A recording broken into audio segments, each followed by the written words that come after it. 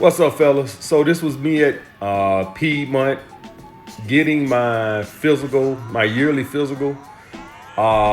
This was the first time I was butt raped. All right, this is the first time I got my prostate checked. Once you get about 40, it's recommended that you start getting your prostate checked. You probably can put it off, but I wouldn't put it off, guys, because more men die from prostate cancer than women die from breast cancer, but nobody cares about us. So you don't see a big push for it, and don't nobody wear pink and all that shit for us. Nobody gives a fuck about us. So I'm here to let you guys know, man, go to the doctor, get yourself checked out, especially for my older guys over here. If you're over 40, definitely. It's not a good feeling, all right? And it's funny, I'm thinking about this. After getting my physical, one thing that was going through my head is, I would never in a million years want to do this doctor's job. I mean, what makes, I couldn't even sleep at night doing this guy's job. I mean, I know he's a doctor, so they get used to everything, but this is just something that I just couldn't get fucking used to. But yeah, guys, everything checked out all right. I'm not dying. All my tests came back positive.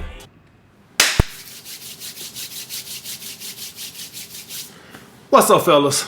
So I had a loyal patron supporter that wanted me to talk about all the reasons you can get rejected. Okay, and the reason I thought this was a good video, guys, is because I think too many of you guys take rejections personally.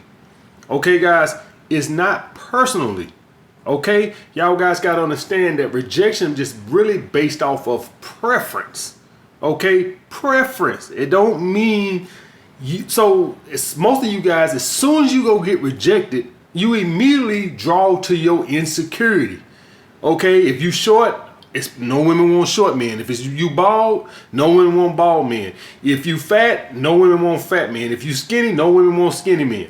Okay, so you guys got to understand, you got to stop taking rejections personally. So I came up with a list of all the reasons that I could think of as to why you could get rejected by a woman. Number one, guys, you're too high value. And I put that one first, guys, because most of you guys I know are on your purpose and things like this. So I want you to expect this.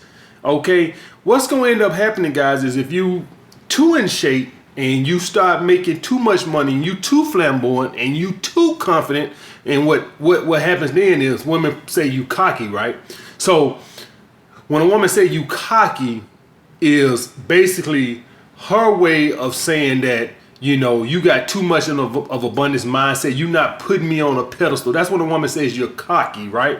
Okay. Now you can be cocky, and cocky, guys, is when you boast about what you have and things like this. That's cocky, right? That's arrogant, right? Where you boast about, I got my Ferrari, I got my Porsche, I got my house in the hills. Where you openly tell people, that's cocky, right?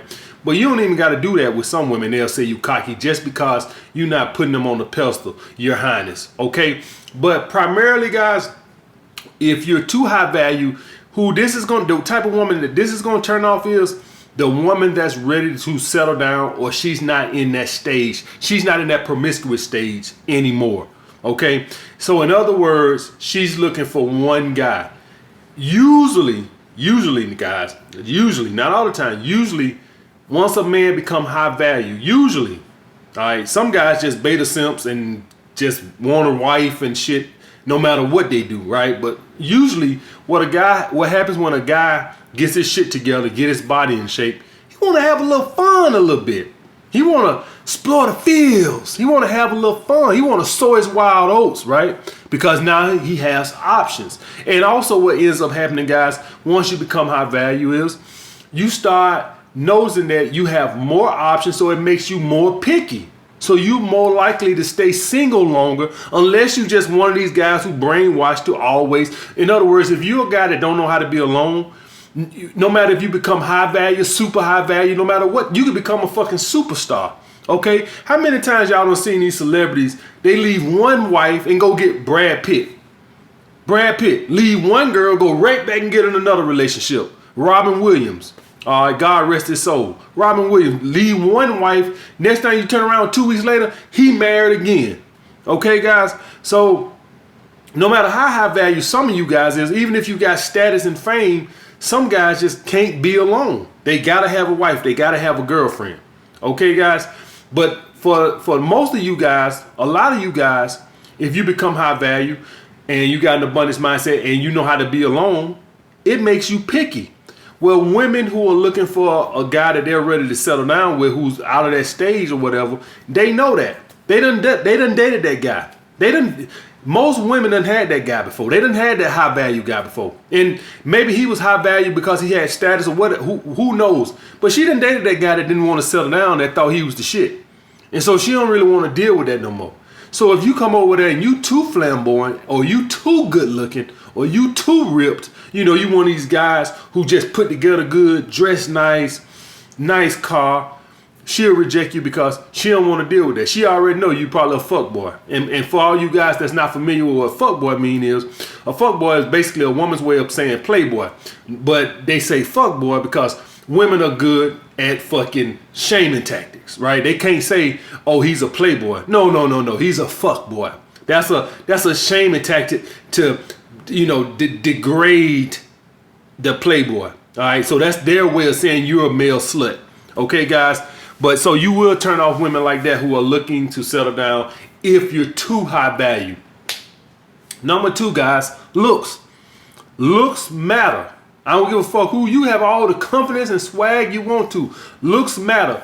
The issue with you motherfuckers, and I just can't get this through your fucking thick ass skulls, is that y'all guys just got this one perception that this is good looking. So every woman wants a guy that looks like Brad Pitt, or every woman wants a guy that looks like a young Denzel Washington.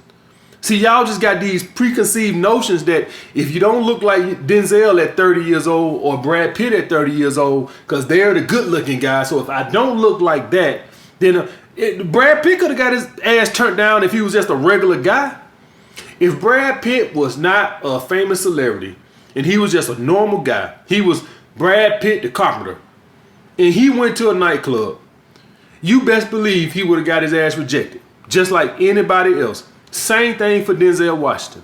No matter who you is, no matter how much of a sex symbol you are, if you took that fame away from their ass, they'll get rejected just as much as your ass would.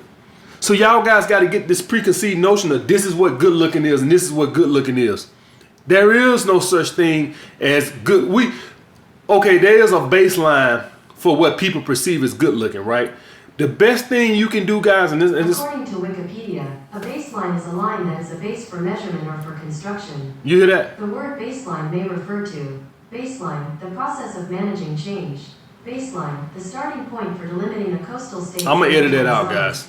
I'm gonna edit that out. To find out more, look for the link in your Google Home or Google Assistant app. Just stupid. That is my Google Voice thing.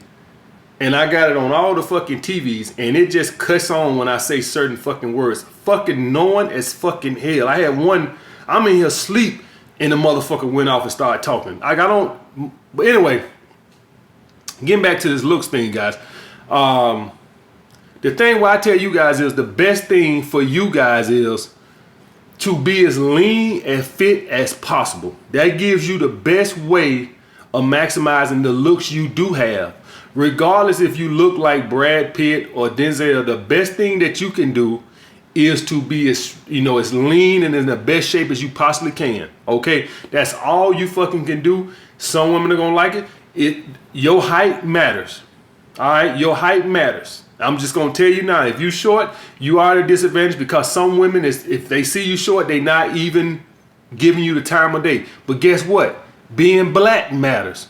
I can go up to some women and they don't want to talk to black guys. And I'm not talking about white women. I'm talking about black women. Some black women are not attracted to. I was on a date now one time and there was a black girl now who said, not interested in talking to black men. And she said, don't ask me why, just my preference. So the same way you at a disadvantage for being short, the same way I'm a disadvantage for being black. Okay? Or if you white, if you approach white women, some white women only want to talk to black guys. So at the end of the day, guys, what I'm saying is we all at a disadvantage because everybody has preference. Whether you white, black, short, tall. Some women don't want to talk to a super tall guy. They probably like, oh, you 6'5", that's too tall. Like, I like a 6'1", 6 feet tall, 6'5", 6'4", 6'5", that's too tall. So what I'm saying is, guys, we're all at a disadvantage. There is no perfect height. There is no perfect skin color. There is no perfect nothing. You're going to get rejected no matter how tall, how short, how strong, how muscular, how fat, no matter what. We all are going to get rejected. It's all in the woman's preference.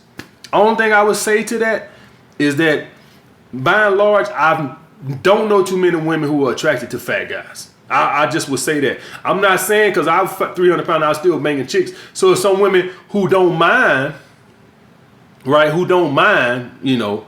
But by and large, the average woman, and this is just biological, guys. Women are attracted to fit guys because this go to some kind of survival. You know, they hardwired for guys who are able to hunt and all this bullshit. So they're hardwired to be attracted to fit guys because this is the guy that can go out and kill the buffalo and bring the food back home. Okay, all right, that's just the way it is. Okay, 3, breath. Now that's when I was. Oh, here we go. Y'all know, you see y'all what y'all make me do. Y'all make me bring up old shit. Now y'all know I'm finna say when I was younger, guys. We all guys, we approach girls, we always had mint or bubble gum on us. That is like a lost trait now. Guys do not do that. Guys do not keep chapstick in their pocket and do not keep some mint or gum in their fucking pocket. That was a must. So you guys got to make sure your breath is on fucking point. Keep some chapstick, dry ass chapstick and shit like that, man. I was talking to a girl in the club a couple of years ago at the Taj Club. And I'm trying to talk to her, and her breath was kicking. I couldn't. She was fine as hell. Now I know she probably had been drinking and stuff, but I was like, God damn! I was just like this. So I can only imagine going up talking to a girl, a guy coming up talking. Now I'm trying to talk to her, so it's not as offensive. But imagine if she coming up trying to talk to me with this funk ass breath. All right, guys. So I want y'all guys to just think about that. Number 4, immature approach. Immature approach. Yo, baby. Hey, mama. Immature ass approach. Ratchet ass approach. Guys, the best approach, if you're not creative with your approaches, and what I mean by creative with your approaches is, let's say I saw a woman at the supermarket. A creative approach would be something like, you know, are you in here shopping for dinner, for food to cook, for groceries to cook for me Sunday or something like that? That's something typical to the approach I would use. Like, I would use what's going on around us. You know, you in here buying groceries for me to cook for me on Sunday? Something like that. If I was trying to talk to a girl at the gym, I said, man, you over here training like you getting ready for the Olympics. You know, that's just to break the ice. All right. But if you somebody who can't do that, the best approach is, excuse me, miss, and introduce yourself. That's all you fucking need. You don't got to go over the top. Either she gonna like what she see or she don't. Nothing that comes out of your mouth is gonna change otherwise, except that yo baby, hey mama type crap. You know what those approaches say to me? You know, I really don't think I can get your number, so I'm gonna come over here with, that's like a goofy, nervous approach. It's not like a serious approach. It's almost like, I don't really think I can realistically get your number, but why not just try anyway? That's what I think when I hear those approaches. Confidence is the next one, guys. Confidence. When I say confidence, guys, are you stuttering? How's your body language? Now, what I've told you guys, you can't fake confidence. If you see a woman and she's attractive and you feel like she's out your league, you're going to be nervous. You're going to be unconfident. You can't fake confidence. You got to really genuinely believe you're on that woman's level. If you don't, you're going to act nervous. So, what we come back to, the self-improvement. The self-improvement is what's going to get you that confidence. You just can't. So you can go over there and you can try to fake the confidence, right? You can try to fake the confidence. And what's going to end up happening is women are like bloodhounds for fucking fake confidence. She's going to watch your hands, watch your feet. It's natural. It's not like she's sitting there like a police detective looking at all this shit. It's just natural for her to just pick up on that. And as soon as she see that, she knows your lower value, which instantly turns her off because, as we all know, women like to date up. She has to feel like you are out of her league. All right, that she's gaining something by being with you. She don't want to raise your value. She wants you to raise her value. All right, except the women looking for a relationship, which if you out their league, they think too much competition and he's going to be too much of a fucking player and he's just going to string me along for 3 years and I ain't going to get shit out of it, which is typically the way it works when you meet a guy who's not really looking for a relationship. That's just the way it goes. But anyway, guys, confidence. Also with that confidence, guys, the hesitation. If a woman sent you choosing signals and you ain't decided to make, so if a woman, y'all at a banquet or something and she sent you choosing signals and you waited like another hour and a half till you finally got around her, do that sound like confidence to you? As soon as I ain't saying when you see a woman give you choosing signals, you gotta jog your ass over there. That's not what the fuck I said. What I'm saying is, if you see a woman sending you choosing signals, within about 5 to 10 minutes, you need to be over there. Probably within about 5 minutes if you attracted to her. Unless she's like talking to somebody or something, then you wait till she stop talking to somebody. You don't want to go up and be rude.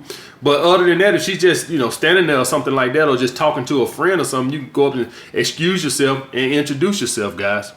Okay, guys, hesitation. If it took you an hour and a half, say y'all at a banquet and it's 8 o'clock when she sent you choosing signals and it's 9:45 for you to work your ass over there to talk to her, guess what's going to fucking happen?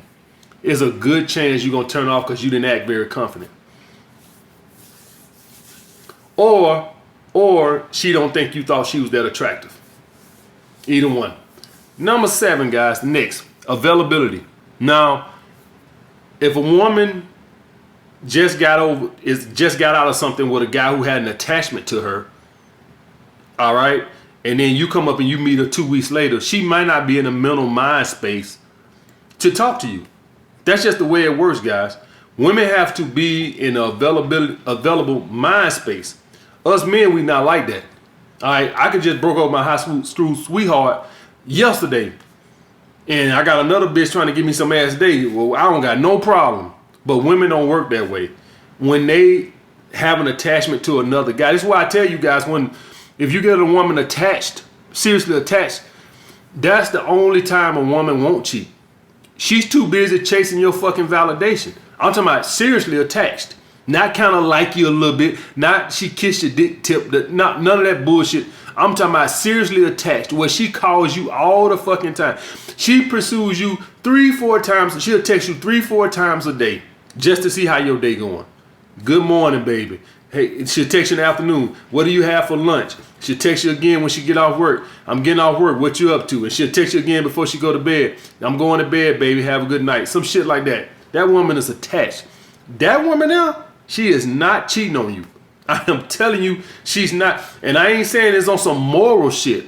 It's that she's just not mentally, she's just not available to other men. At that very moment, she's not available mentally to other men.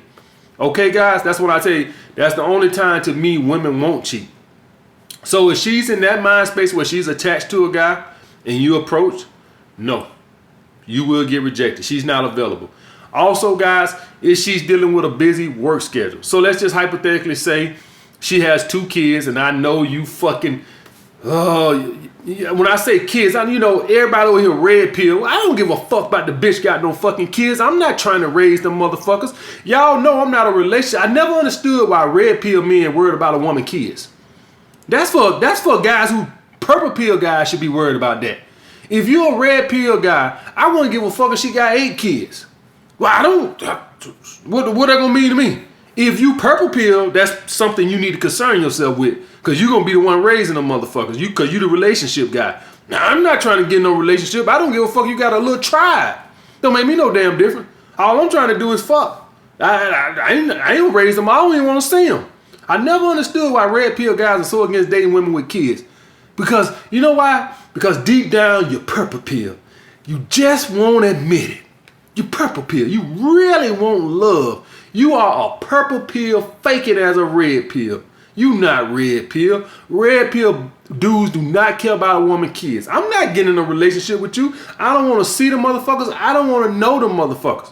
I've been dating a woman now who got 2 kids, 4 months. Never seen him, don't care to see him. Now, she showed me a picture of him one time. I glanced at that motherfucker and went back to eat my goddamn food. I don't want to see them motherfuckers. 4 months. 4 months, don't care to see them motherfuckers. I don't know their name, don't want to know their name. I don't want to know them. I don't want to see them. I don't want to hear them. I don't want to smell them. In any other senses you could think of. I don't want to touch them, nothing. You keep them motherfuckers over there, and I'll be over here. But getting back to the point, if she's has a busy schedule, if she, like say she got 2 kids, one plays basketball, one plays volleyball, she's working, and let's say, well, that could be it. If a woman has kids that are like doing a lot of extracurricular activities like basketball, soccer, and she's very active in it, and she's working a lot, something like that'll make her in a mental mind space where she's not available to date, unless like you like this guy she has a like crazy high attraction for. But unless that, you probably would get rejected, guys, if she has that going on. It happens. All right, next, she's shy. Now, when I say shy, I just mean simply the fact she prefers not to meet strangers. In other words, she prefers to meet guys in her everyday interaction. You got some women, guys, they do not like meeting strangers. They'd rather meet somebody through a friend, know them, or the job, or something like that. Some women do not like to meet complete strangers. Okay, so you just have to be aware of that when you meet some women, you know, they just prefer not to meet. You know, I don't know what happened to them or why they like that, but some women just prefer to meet men that at their job or at their school, somebody that at least they know. So like, I know you, like I don't know you, but I know of you. Okay, guys. So I just want to put that out there. And so, guys, that point right there, where I was talking about know you. That's why stars with the status. That's why it's so attractive, because I don't know you, but I know you. So it goes almost a little into that pre-selection area. Okay, guys, I just want to put that out there. All right, next, people looking. As silly as it sounds, guys, some women do not like to see other people see her giving her number out. That's just the way it is. Some women prefer,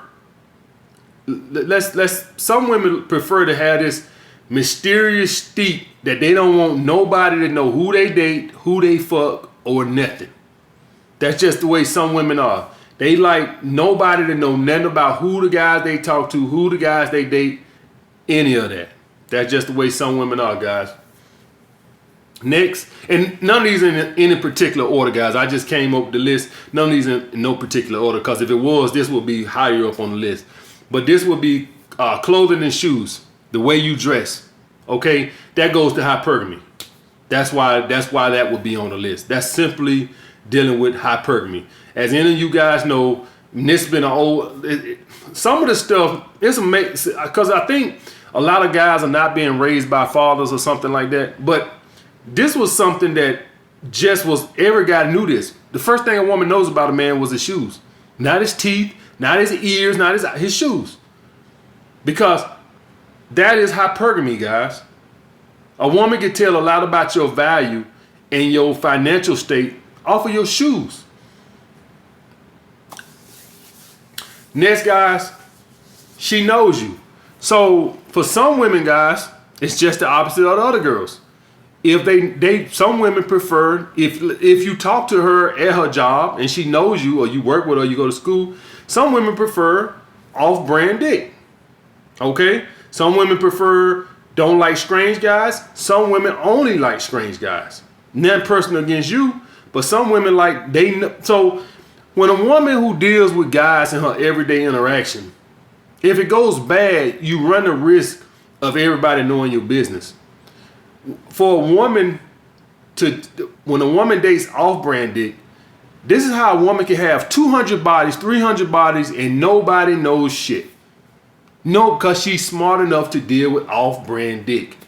Not be dealing with motherfuckers in her everyday interaction. And that way you can rack up a whole lot of bodies and not a reputation.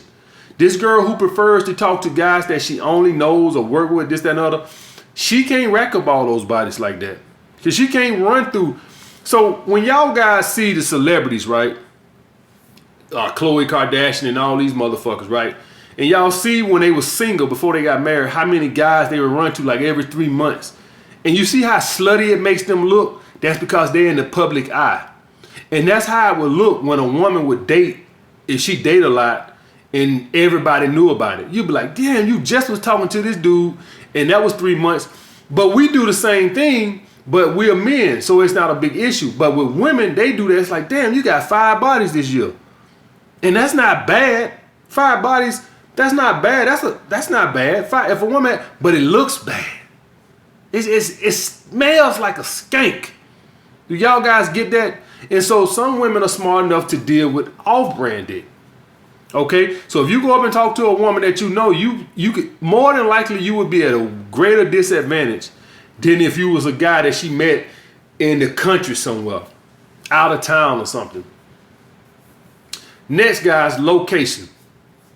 I think it goes without saying that a lot of women do not go with the mindset of meeting guys in the club. Not saying it's not possible. I done met a lot of girls at the club. I'm just telling you right now that if you set in your mindset, and this is why it's important to do your hobbies and meet women doing your hobbies, right?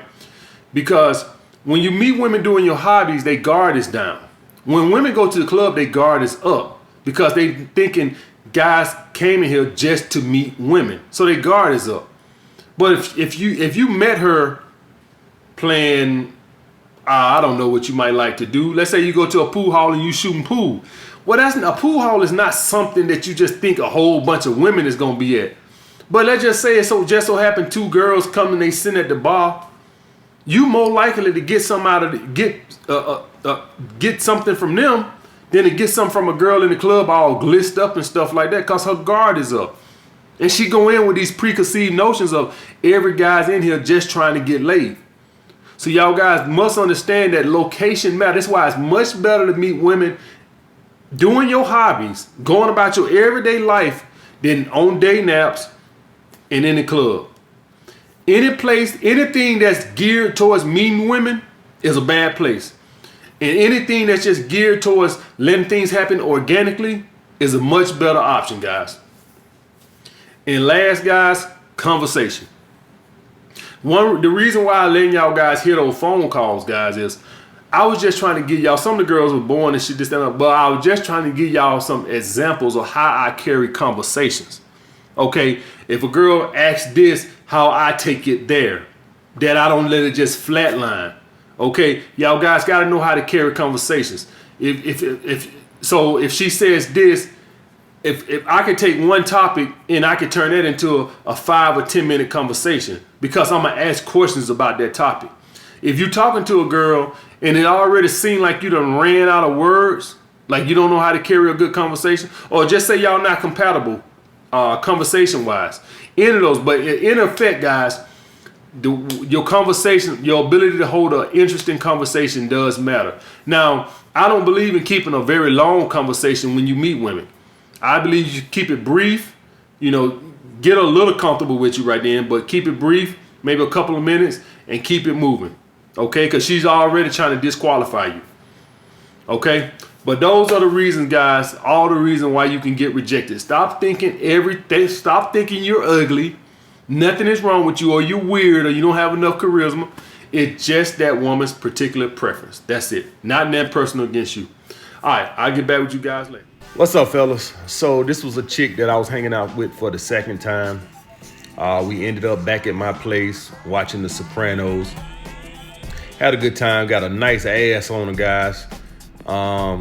We actually ended up back in my bedroom, but I didn't try to progress. I tried to make a move, and she said, not right now, and I just stopped it. Now, you guys don't do that.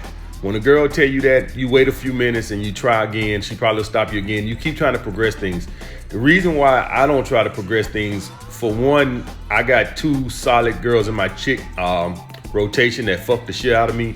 And so a lot of times, like Brett Hill, I knew the main bitch I fucked with was coming over the next day, and she fucked the shit out of me. And so while I'm with this girl, I didn't even put out much of an effort to try to seduce her just because I ain't had the energy, because the girls that I already fuck with fuck me pretty good. But for the rest of you guys, when you get a girl in your bed like this, you need to make sure you seal the deal, because you got to understand this might be your only opportunity. Women are fickle. All right, I really don't give a damn. I got solid 2 girls in my rotation that don't do anything I tell them, so I really don't give a shit.